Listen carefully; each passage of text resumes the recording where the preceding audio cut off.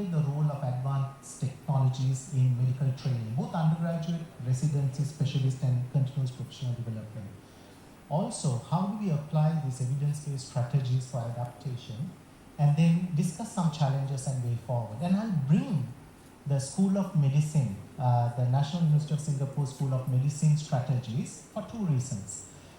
Firstly, I feel that it is important that I share what I have been involved in and what I have been operationally doing, because I don't want to share conceptual or abstract things or find from different places. So whatever I share are things that I have personally been involved or being part of a group that has been employing these technologies.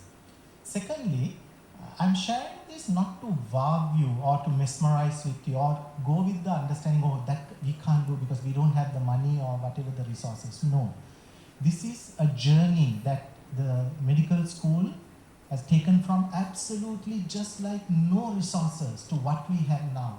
So I want you to see this as a journey, and we took this decision in 2010, about 15 years ago, that we want to move to digitalized training for both the undergraduate, specialist, and also as part of our CME processes.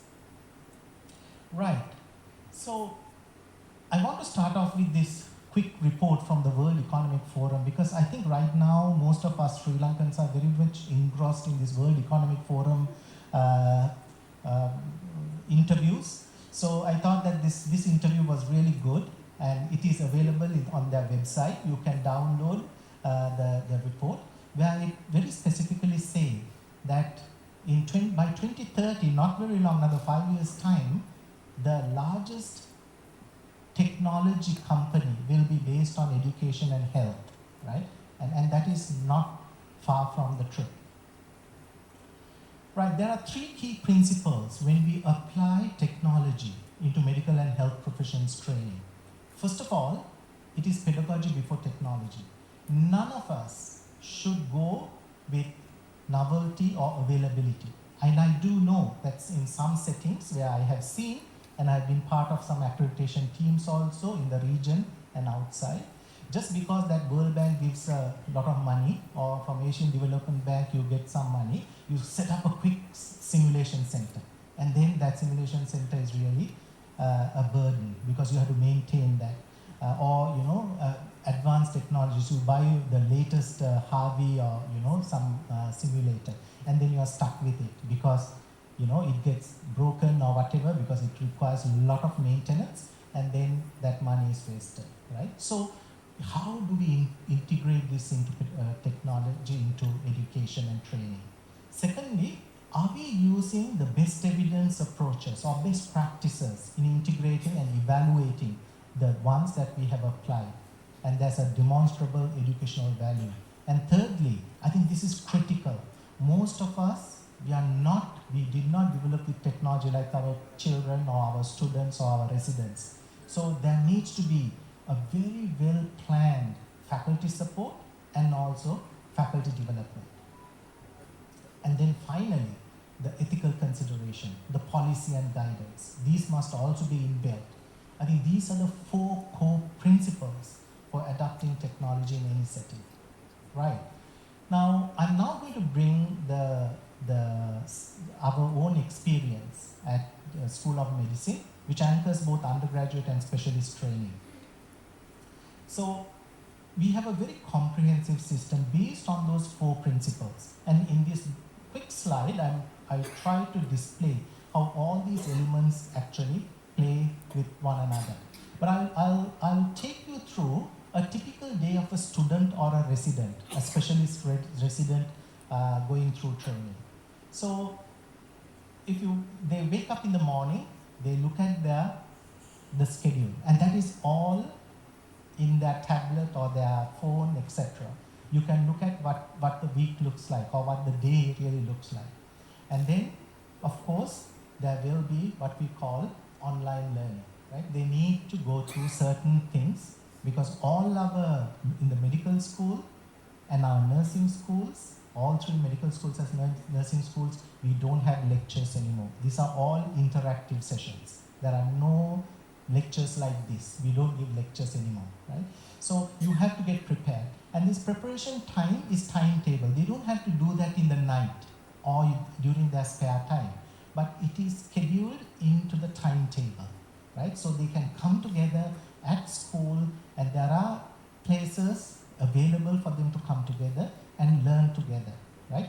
This collaborative learning. It is timetable. And then, of course, you have these, what we call interactive sessions. It's a flipped classroom model, right? In the lecture, you discuss cases, you discuss problems, you discuss issues, and based on what they have learned earlier, and then you clarify. And there are various different modalities you use, like team-based learning and something what we call the collaborative learning cases. And this is then linked to actual practical session, right? So using classroom response systems. And it is linked to what we call an active learning session, either in the simulation center or in the clinical ward, where they have to actually go and practice what they have learned. So it is almost aligned. And then afterwards, the students have the opportunity through the teams. We have dedicated teams, what we call the Microsoft Teams, where they can clarify things, not only with their immediate clinical group, but with the entire batch or the cohort as well. And this is monitored back-end by a faculty member, and also very recently, which I will show if I have time, through AI, which they will be getting very prompt feedback. We have now a medical school chatbot, which we have programmed all our anatomy, physiology, biochemistry, pathology, microbiology, surgery, medicine, the entire curriculum. So they can use that as their personal tutor. Right, so this is just to show you very quickly in a short video, what are some of the resources that the students enjoy in their learning.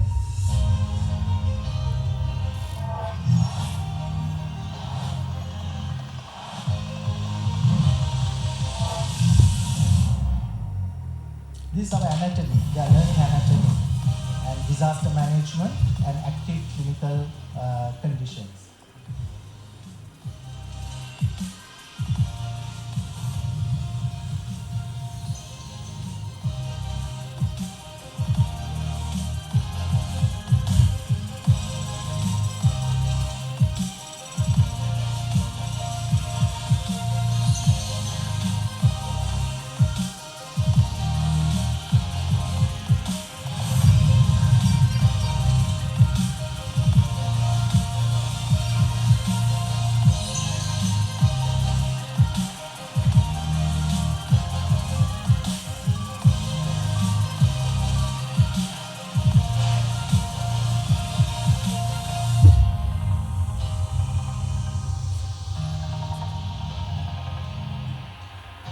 I'll move forward because of time.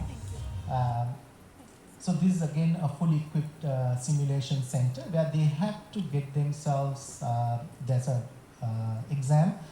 Once they get through, only they are allowed into patient wards and other places. And one of the important things I want to share is that here the learning is collaborative. Our medical students and nursing students and pharmacy students learn together.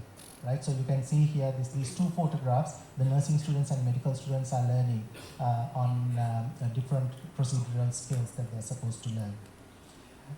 For the faculty members also, there's plenty of resources available for them to use. And remember, this is again 15 years of slowly developing it, not overnight, right?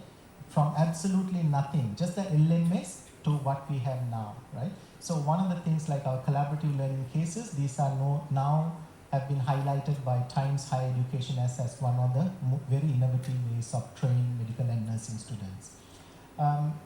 Not only the learning, we are also using AI and technology in designing of our assessments, both for undergraduate specialist training programs, right? Specialist training exams, high-stake exams. So from item generation to proctoring, automated scoring, analytics, psychometric analysis, which we have now slowly building, and I'm very grateful to my colleague Gominda for helping us in this, and also developing feedback, immediate feedback for students and trainees as well. So this is a comprehensive system that we are also developing, incorporating technology to assessments. And my colleague Gillian Yo, who is now a part of the Center for Medical Education, she's a pharmacist by training, she's now pioneering a task force to bring everything together. So student performance assessments, the feedback, the curricular performance with the national standards and international benchmark standards, and then putting that into accreditation teams, what they have shared, and then to generate using AI, how we can actually see what are the areas that are working well in the curriculum, what are the areas that needs enhancement, what are the gaps. So now with this, we have made our system so fast that we get very real-time accurate data. And the quality assurance team, which I'm part of, we get very real accurate data on how the processes and systems are working. Now that's the advantage of having incorporating AI, going beyond just the teaching and learning. And all this is done through the oversight committee, and then of course there's support for the entire faculty to create more, think beyond the box, right? And then of course specific training and micro-credentialing. So we have our NUS Artificial Intelligence Institute, and then from the hospital, the head of Artificial Intelligence Office at NUHS, that's our Academic Health Center, where they have micro-credential programs, from micro-credential certificates, etc., all the way to a master's in MSc in biomedical informatics, right? So faculty is very well supported and they're trained as well. The earlier, I don't have time, so I'll just take one more minute. I think this is also important because earlier the other plenary speaker shared about the importance of policy and security with PDPA coming on board. So because of that, the university has invested in our own generative AI. The beauty of this is that our data is safe. It's not going into a cloud. So I myself have my own generative AI. So you can see that this is my GPT. I can upload any documents, completely secure. Student data, faculty performance data. It is within the secure cloud. So PDPA compliant, right? So it actually helps me. I can put in all the, as part of the head of quality assurance, I can put in all the faculty performance, the modules that they are doing, and the students, how the students are doing, and ask, can you share with me which hospitals are training our students properly and which are the ones that are lacking? And immediately I get the information, which I can start a conversation. That may not be 100% accurate, but it actually gives me time and my team members to start these conversations with the associate deans of those hospitals and to see what we can do to help improve as well. So this is a secure environment where the data is secured and it's PDPA compliant. And the policies are also developed aligned with the national policy. So our university itself, we have our policy for AI for teaching and learning.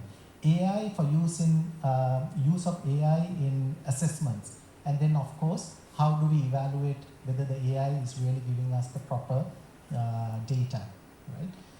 We are also aligned to the International Advisory Committee, which we are part of as the Asia Pacific Medical Education Network. And I'm happy to say that we just managed to get one of our Sri Lankan colleagues to be part of this, Professor Katulanda from University of Colombo. So he is also part of this panel now in the future, starting from next month. So there are advantages and challenges. I will not go into that. We can discuss that during our presentations. But I think the way forward is to start with scalable, low-cost AI application. That is our experience. In 2012, 2010, we never had all these beautiful stuff.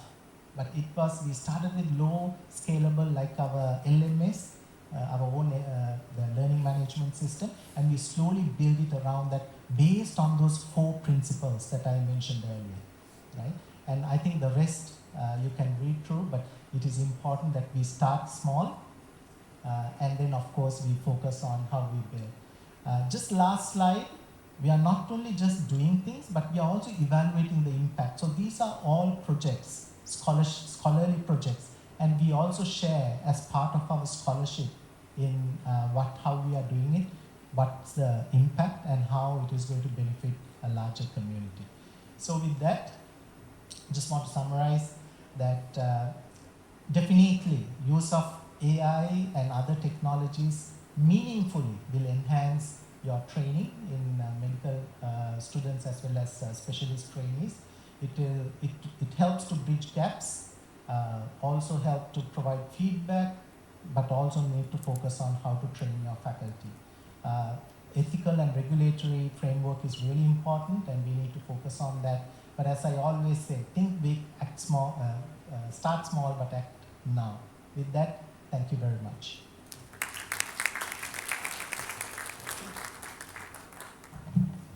Thank you, Professor Sanasekara. Our next speaker is going to be Professor